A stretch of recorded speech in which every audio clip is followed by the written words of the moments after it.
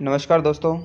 आज हम कक्षा 10 विषय विज्ञान अध्याय 6 जैव प्रक्रम के कुछ महत्वपूर्ण प्रश्नों को हल करेंगे। विभिन्न एग्जामों के अंदर इस प्रकार के प्रश्न जो है वो पूछे गए हैं और कक्षा 10 के जो विद्यार्थी हैं वो अपना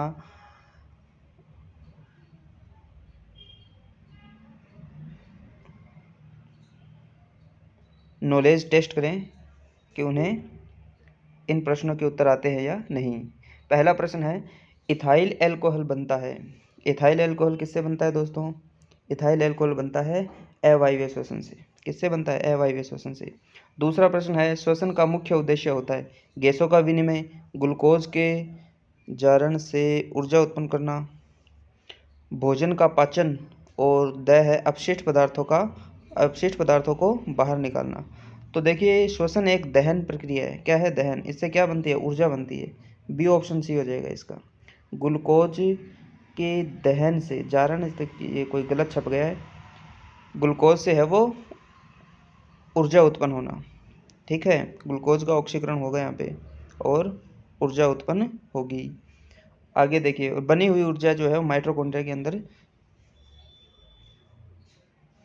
सुरक्षित कर ली जाएगी। आगे है, मछली के हृदय में कोष्ठक होते हैं। 2 कोष्ठक होते हैं दोस्तों। कितने कोष्ठक होते हैं? 2। पूरी दुनिया जानती है। चौथा प्रश्न है, रुधिर के थक्का बनाने में सहायता करने वाली कोशिकाएं प्लेटलेट्स। जब भी हमारे शरीर में कहीं चोट लग जाती है तो ब्लड बाहर आने लगता है। तो प्लेटलेट्स क्या करती है कि वायु के संपर्क में आगे ये फट जाती है और ब्लड जहाँ से निकल रहा है उस भाग को बंद करने का प्रयास करती है, रोक देती है ब्लड को, ब्लीडिंग रोकने का काम करती है। तो एक जाल जैसी संरचना बना देती है वहाँ पे, प्लेटलेट्स का काम है ये।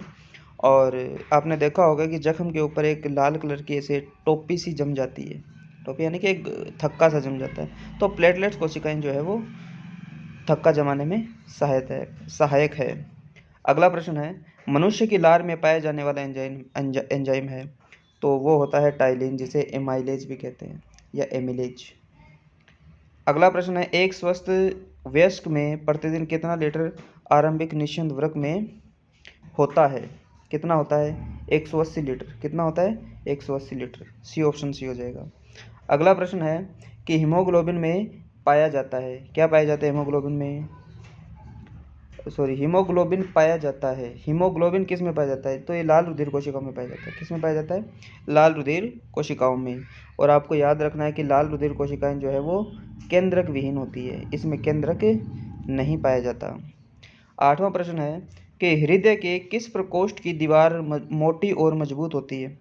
तो वो बायां निलय होता है दोस्तों। कौन सा निलय? बायां निलय। डी ऑप्शन सी हो जाएगा। निम्न में से कौन फेफड़ों से ऑक्सीजन युक्त रक्त प्राप्त करता है? तो हृदय के 4 कोष्ठक होते हैं। 4 कोष्ठक में से कौन से कोष्ठक में फेफड़ों से शुद्ध रक्त का मतलब ऑक्सीजनेटेड ब्लड, जिस ब्लड में ऑक्सीजन है वो जुड़ी हुई होती है, तो वो है बायां आलिंद। कौन सा है? बायां आलिंद। फुफ्फुसिया शिराएं लेकर के आती है ऑक्सीजनेटेड ब्लड को बायां आलिंद के अंदर। ए ऑप्शन सी हो जाएगा। अगला प्रश्न है कि रक्त दाब मापने के लिए प्रयुक्त किया जाने वाला उपकरण है या कौन से यंत्र द्वारा रक्त दाब नापा जाता है? तो वो है स्फिग्नोमेनोमीटर। इसमें स्फिग्नोमेनोमीटर लिखा हुआ है। तो स्फिग्नोमेनोमीटर ये जो है वो रक्त दाब मापी है। बैरोमीटर है, वायु दाब मापते हैं। स्टेथोस्कोप डॉक्टर जो कान में लगाता है, आपने देखा ही होगा। और लेक्टोमीटर है वो दूध के लिए इसका उपयोग किया जाता है। अगला प्रश्न है, ग्लूकोज पाइरुवेट में विघटित हो जाता है। ग्लूकोज पाइरुवेट में विघटित जो होता है वो साइटोप्लाज्म यानी कोशिका द्रव्य में होता है। ठीक है, ग्लूकोज का ऑक्सीडेशन ऊर्जा बनने के प्रक्रम का एक भाग है ये। तो कोशिका द्रव्य के अंदर ग्लूकोज है वो पाइरुवेट में विघटित होता है। अगला प्रश्न है, शरीर से अपशिष्ट पदार्थों को बाहर निकालने का प्रक्रम कहलाता है। शरीर से अपशिष्ट पदार्थों को बाहर निकालने का प्रक्रम क्या कहलाता है? श्वसन, परिसंचरण, उत्सर्जन या पोषण? उत्सर्जन। पूरी दुनिया जानती है इसको, सभी जानते हैं, उत्सर्जन है। अगला प्रश्न है, जैव उत्प्रेरक क्या है? एंजाइम। जैव उत्प्रेरक क्या है? एंजाइम।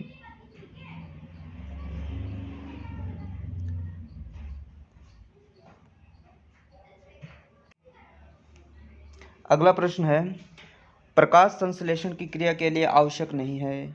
तो प्रकाश संश्लेषण की क्रिया के लिए CO2 आवश्यक है, क्लोरोफिल भी आवश्यक है और जल भी ज़रूरी है। ऑक्सीजन की आवश्यकता नहीं होती है प्रकाश संश्लेषण की क्रिया में।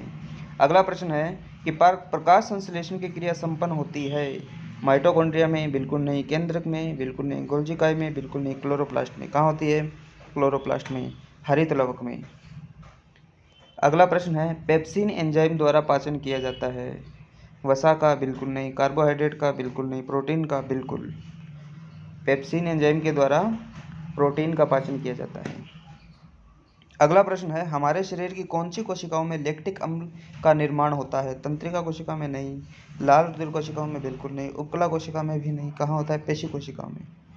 व्यक्ति जब तेजी से भागता है तो अवायवीय श्वसन होने लगता है, जिसके कारण क्या होता है कि कोशिकाओं के अंदर, पेशी कोशिकाओं में लैक्टिक अम्ल बनने लगता है, जिससे थकान आती है।